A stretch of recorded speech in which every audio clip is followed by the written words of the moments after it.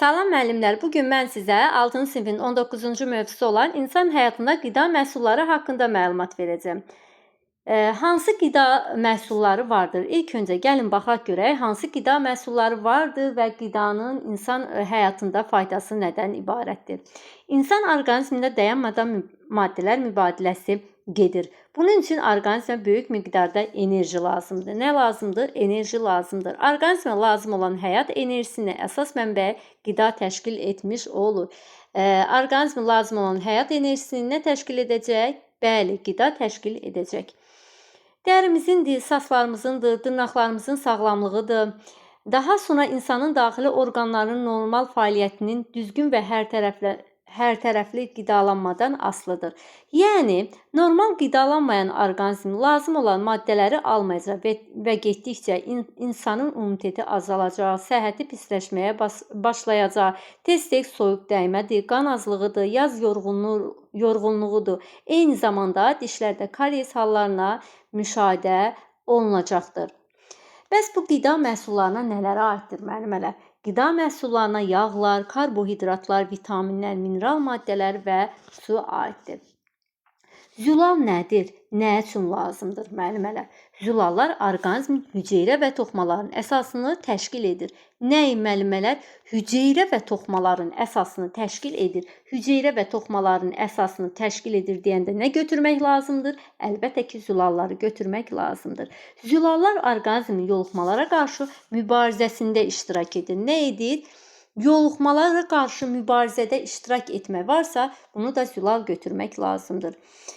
Biz insanlar qida ilə az zülal alarıqsa, bizdə hansı proseslər baş verəcəkdir? Bax müəllimələr, fiziki və zehni gücümüz azalmış olacaq, mədə-bağırsaq sistemimiz pisləşəcək, eyni zamanda isə bizdə qocalma prosesi tezləşmiş olacaqdır.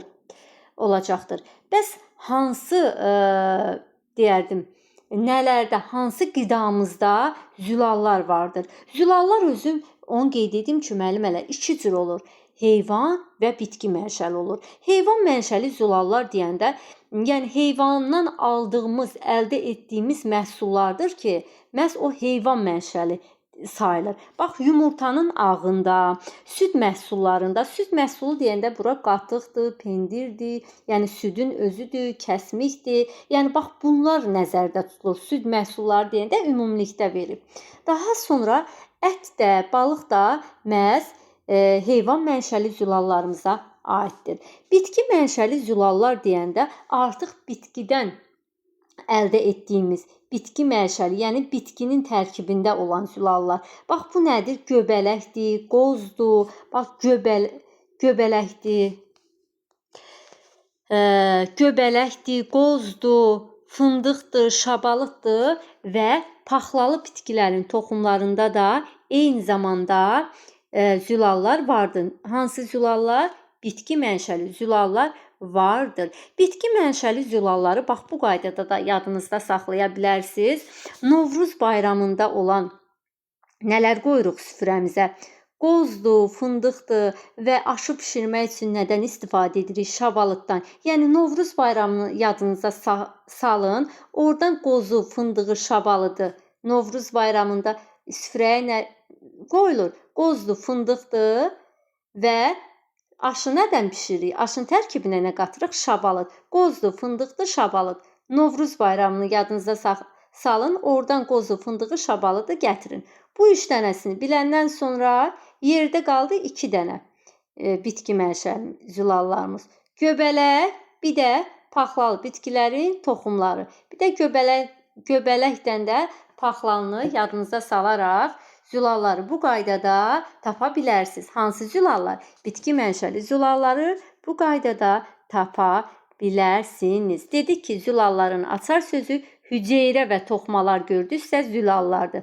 Orqanizmin yoluxmalara qarşı mübarizəsində iştirak edirsə, bu da zülallardır. Zülalların çatışmazlığı zamanı bizdə hansı fəsadlar baş verəcək? Fiziki və zehni gücümüz azalacaqdır. Mədə-bağırsaq sistemimiz pisləşəcək. Eyni zamanda qocalma prosesimiz də tezləşmiş olacaq. Zülallar dedik 2 cür oldu. Heyvan və bitki mənşəli. Heyvan mənşəli deyəndə yumurtanın ağında, süd məhsullarında, ət və balıqda olur. Bitki mənşəli deyəndə qozdur, fındıqdır, şabalıd, Novruz bayramı, göbələk və paxlalı bitkinin də toxumlarını da bura əlavə etmək lazımdır. İndi isə baxaq yağlara. Yağlar isə orqanizmin əsas enerji mənbəyidir. Necədir? Əsas enerji mənbəyidir. Bax, əsas enerji mənbəyi varsa, əsas enerji sözüdür. Bax, enerji, yağ bizə nə verir? Enerji verir də. Onlar hüceyrələrin tərkibinə daxildir və orqanizmin maddələr mübadiləsində fəal iştirak edir. Necə iştirak edir? Fəal iştirak etmiş olur. Fəal iştirak etmiş olur. Bunu da bu qaydada yadda saxlamış olun. Yağlar da zülallar kimi iki cür olur. İki yerə yəni bölünür. Yağlar isə bitki və heyvan mənşəli olur. Heyvan mənşəli yağlar deyəndə müəllimələr, bax, heyvanın it yağıdır, balıq yağıdır, daha sonra kərə yağıdır ki, yəni bunlar heyvan mənşəli yağlardır. Yəni heyvandan əldə etdiyimiz yağlardır da. Bitki mənşəli yağlar deyəndə isə qarğıdalıdır, günəbaxandır, zeytundur, kakosdur, soya kimi yağları deyə bilərik ki, bunlar da bitki mənşəli yağlardır. Bax, bir məqam da qeyd edim ki, əgər biz insanlar heyvan mənşəli yağlardan çox istifadə ediriksə, bu dəraltı pi qatına, eyni zamanda da artıq çəkiyə gətirib çıxaracaqdır. Artıq çəkimizə səbəb olacaqdır. Ona görə də ehtiyatlı olmaq lazımdır. Yəni, belə deyərdim də, çox yeməyə ehtiyac yoxdur. Az yemək lazımdır. Yəni, çox yeməkdən bizim dəraltı piyimizə, eyni zamanda isə artıq çəkimizə səbəb olacaqdır. Karbohidratlar. Karbohidratlar da isə açar məqam əvvəlcədən qeyd edeyim. Əsas enerji xərclərini bərpa edir. Enerji xərcləri varsa yadınızda saxlayan müəllimələr. Enerji xərcləri. Bax, enerji xərcləri. Bir qədər, enerji xərcləri varsa, bilin ki, bu da karbohidratların açar məqamıdır. Karbohidratlar hesabına orqanizmin əsas enerji xərcləri bərpa olunur. Əgər orqanizmdə əsas enerji xərclər varsa, xərclər bərpa edilirsə, bilin ki, bu karbohidratlardır. Karbohidratlar əsasən bitki mənşəli ərzaqlarda olur. Əgər testlərdə deyilsə ki, sorunçulsa ki sizdən, karbohidratlar əsasən nəyin tərkibində olur? Onda götürəcəksiniz bitki mənşəli ərzaqlarda. Əsasən söz desə, əsasən. Bu hissələrə diqqətlə fikir verin. Ən zəngin qida məhsulu deyilsə, karbohidratlarla ən zəngin qida məhsulu hansıdır? Ən zəngin deyir sizə. Bu zaman dənli bitkilər. Dənli bitkilərdən sonra qidalanmada karbohidratlarla ikinci yeri nə tutur bəs? Dənli bitkilərdən sonra ikinci yeri deyirsə, bu zaman da tərəvəzləri götürmək lazımdır. Dedik karbohidratların açar məqamı hansı oldu? Enerji xərcləri bərpa etmə. Əsasən karbohidratlar hansı ərzaqlarda olur? Əsasən deyilsə bitki mənşəli. Ən zəngin desə dənli bitkilər, dənli bitkilərdən sonra ikinci yeri desə, bu zaman da tərəvəzləri götürmək lazımdır. İndi isə müəllimələr, baxaq görək, orqanizmimizdə bizdə karbohidrat çatışmırsa, bu zaman bizdə hansı fəsadlar baş verəcək? Bizdə hansı proseslər olacaq? İndi isə gəlin onlara birlikdə baxaq. Bax, müəllimələr. Deməli, karbohidratların çatışmaması zamanı bizim orqanizmimiz zəifləyəcək. Bizdə hansı hallar baş verəcək? Halsızlıq, baş gicəllənmə, eyni zamanda da tez-tez aclıq hissləri bizdə baş verəcəkdir. Zəif oluruq, halsızlıq, baş gicəllənmə, aclıq, yemək yeyirik, elə bilirik ki, yeməmişik. Yəni, tez-tez acırıq, yəni az oluruq, yeyirik, elə bilirik yeməmişik, yeyirik, elə bilirik ki, yeməmişik, başımız gicəllənir, halsızlıq. Deməli, bizdə nə çatışmır? Bizdə karbohidratlar çatışmır. Müəllimələr, karbohidratların da artıq qəbulu bunun da piylənməyə gətirib çıxarır. Bir dedik ki, yağların, heyvan mənşəli yağların artıq qəbulu da piylənməyə gətirib çıxarır. Eyni zamanda karbohidratların da artıq qəbulu piylənməyə səbəb olur. Ona görə də yağlardır, karbohidratlarıdır, belə deyərdim, qəbul edən zaman qaydasında qəbul etmək lazımdır. Yəni normadan kənara çıxmamaq şərti ilə. Yəni çox yeməyin də çox fəsadları vardır. Ona görə də hər bir şey yeyən zaman normadan artıq yemək olmaz. Dedik ki, yağlar, heyvan mənşəli yağlar, karbohidratların artıq qəbulu da piylənməyə səbəb olacaqdır. Yəni testlərdə hər ikisinə oxşarlığı sorunsa, hər ikisi də piylənməyə səbəb olur. Həm heyvan mənşəli yağlar, həm də ki, karbohidratlar. Tərəvəz və meyvələrin tərkibində olan karbohidratlar çox xeyirli hesab edilir. Nə üçün xeyirli hesab edilir? Bax, tərəvəz və meyvələrin tərkibində olanları deyir ha.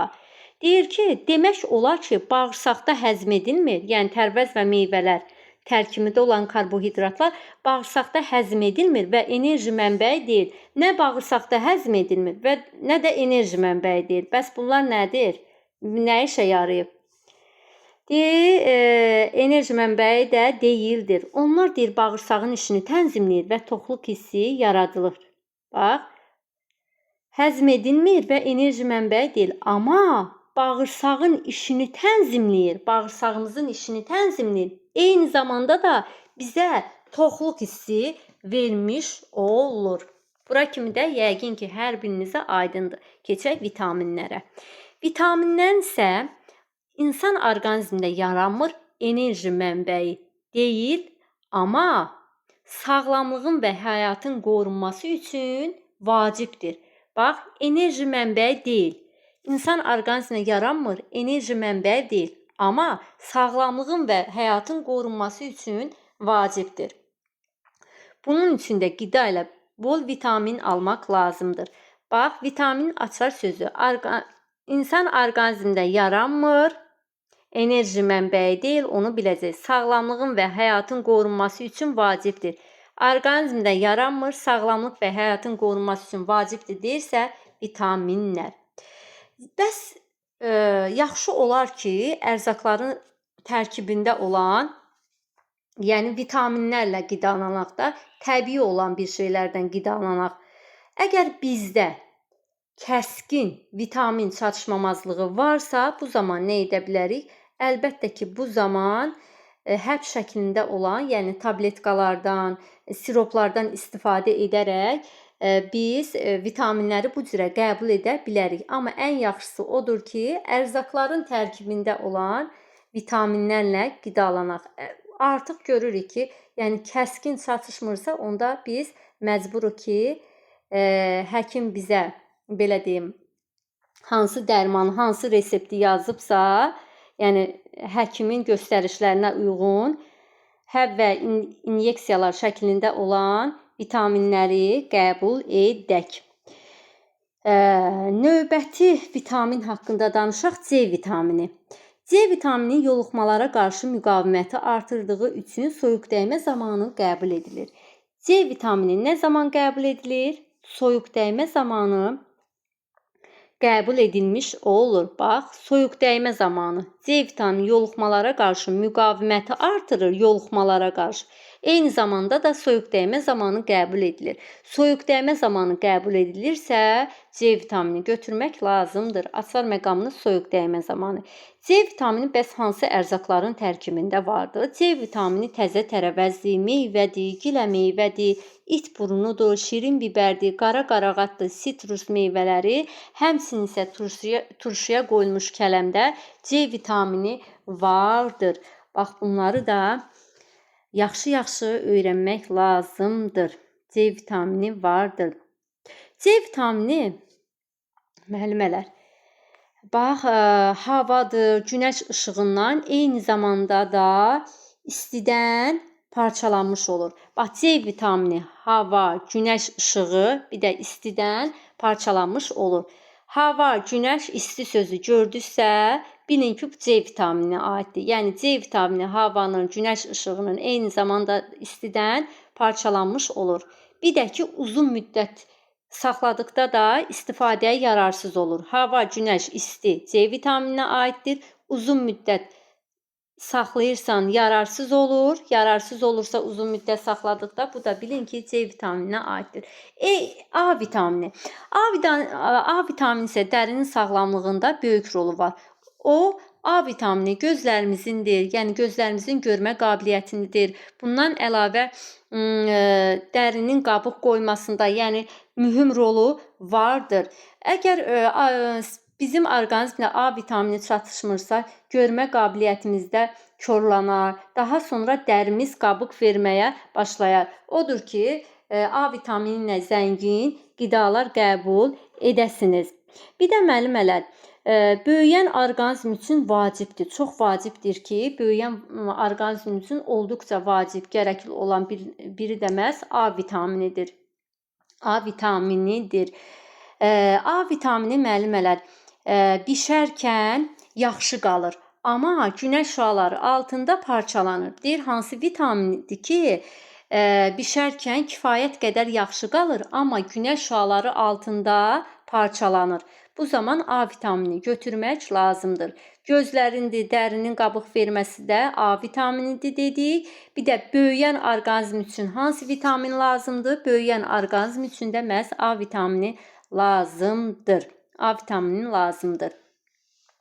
Yağlarla birlikdə qəbul edildikdə yaxşı həzm edilir. Yağlarla birlikdə qəbul edilən vitamin hansıdır ki, yaxşı həzm edilir? Bu da A vitamini götürmək lazımdır. Deyir, bunun üçün də mütləqdir ki, yerkökü salatına xama və yağ əlavə edilsin.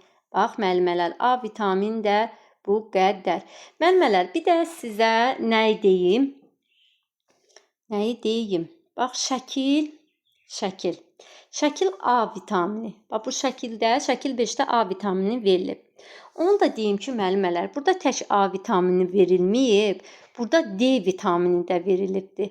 Bax, deyə bilərik ki, yumurtadır, bax, kürüdür. Bax, bunlar da hətta qaymağı da deyə bilərik. Bax, bunların tərkibində də D vitamini vardır. Bu şəkildə biraz qarışıq verilib. Həm A vitamini verilib, həm D vitamini. Amma siz bu qaydada, yəni burada necə verilibsə bu qaydada yadınızda saxlayın. İstər MİQ imtahanı olsun, istərsə də ki, sertifikasiya imtahanı olsun. Məhz bu şəkillərdən biri, yəni orada görə bilərsiniz, sual olaraq düşə bilər. Ona görə də, yəni yadınızda belə bu qaydada saxlayın, amma deməli idi, mənim də borcum idi ki, yəni burada yumurtadır, ciyərdir, paşat etdi, yəni bunlar da D vitamininə aiddir. Burada yəni şəkil qarışıq verilib, ancaq bura yazılıb ki, A vitamini mənbələri. İndi kitabda necə verilibsə, biz də bu qaydada öyrənməliyik. Amma yəni burada D vitamini də verilmişdir. D vitamini isə sümüklərin sağlamlığı üçün vacibdir. Bax, sümüklərin sağlamlığı varsa bilin ki, D vitaminidir. D vitamini harada yaranır? Əlbəttə ki, D vitamini orqanizmin günəş şüaları altında. D vitamini günəş şüaları altında yaranmış olur.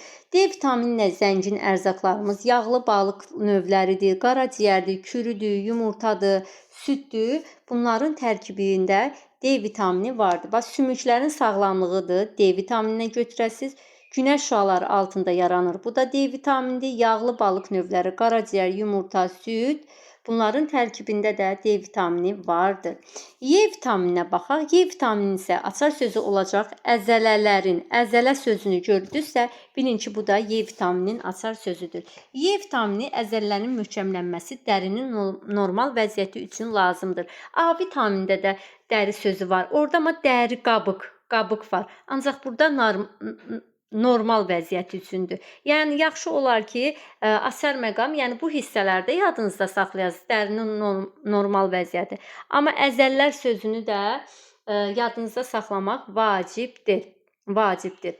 O maddələr mübadiləsinə iştirak edir və yağların həzm olunmasına kömək edir. Y vitamini dedik ki, yağların da həzm olunmasına kömək edən nə olacaq? Y vitamini. Yağların həzm olunmasını da gördüksə, bilin ki, bu da Y vitamininə aiddir. Y vitamini bitki mənşəli yağların tərkibində olur. Bax, Burada deyir yağların həzm olunmasına kömək edir.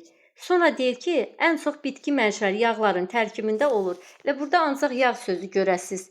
Y vitamini yağların həzm olunmasına, bitki mənşəli yağların tərkibində olur. Y vitamini. B qrup vitaminləri karbohidratların həzmini tənzimləyir. B qrupunda açar sözü olacaq karbohidratların həzmini tənzimlər, qan damar, mədə, bağırsaq və sinir sisteminin işinə təsir etmiş olur. Qan damardır, mədə, bağırsaqdır, sinir sistemi sözünü siz mineral maddələrdə də görmüş olacaqsınız. Ona görə də B qrup vitamində karbohidratların həzmini tənzimləyir. Açar məqam onu götürmüş olun. B qrup vitamini isə nələrdə var? Hansı ərzaqlarda vardır? Dənli və paxlalı bitkilərin tərkibində, bax, dənli və paxlalı bitkilərin tərkibində məhz B qrup vitaminləri vardır. B qrup vitamini isti emal zamanı 20-40%-ni itirmiş olur. Neçə faizini? 20-40%-ni itirmiş olur. B qrup vitaminini dedik, karbohidratların həzmini tənzimləyir. Dənli və paxlalı bitkilərin tərkibində olur və isti emal zamanı isə 20-40%-ni itirmiş olur. PP vitamini. PP vitamini isə ilk olaraq açar məqamını deyim. Xırda damarlar sözünü gördüksə, xırda damarlar. Bilin ki, bu da PP vitamininin açar sözüdür. PP vitamini mədə, bağırsaq orqanlarının fəaliyyətini tənzimləyir, xırda damarları genişləndirmiş olur. Xırda sözü varsa bilin ki, bu da PP vitamininə aiddir. PP vitamini isə ət və dənli bitkilərin tərkibində vardır. Ət məhsulları və dənli bitkilər. Bax, dənli bitki həm B-də deyil, həm P-də deyil. Amma B-də dənli və paxlalı bitkilər deyil, bu qrupunda. Amma PP-də isə ət məhsulları və dənli bitkilərin tərkibində PP vitaminləri vardır. PP vitamini, müəllimələr, baxaq görək, isti emal zamanı neçə faizini itirmiş olacaq? PP vitamini isti emal zamanı 15-30%-ni itirmiş olacaqdır. Ancaq dondurulmuş ərzaqlarda isə PP vitamini yaxşı qalır. Dondurulmuş ərzaqlarda qalır, isti emal zamanı isə 15-30%-ni itirir. Mineral maddələr. Mineral maddələr isə sinir, qan damar, mədə, bağırsaq sisteminin işini təmin edir. Bununla yanaşı o, orqanizm müqaviməti artırır, immuniteti də yüksəltmiş olur. Müqavimət artırma bir çoxunda görəcəksiniz. Ancaq açar söz olaraq siz burada immuniteti yüksəldir sözünü götürün. İmmuniteti yüksəldilmiş olur. Müəllimələr, bugünkü mövzumuz da bu qədər.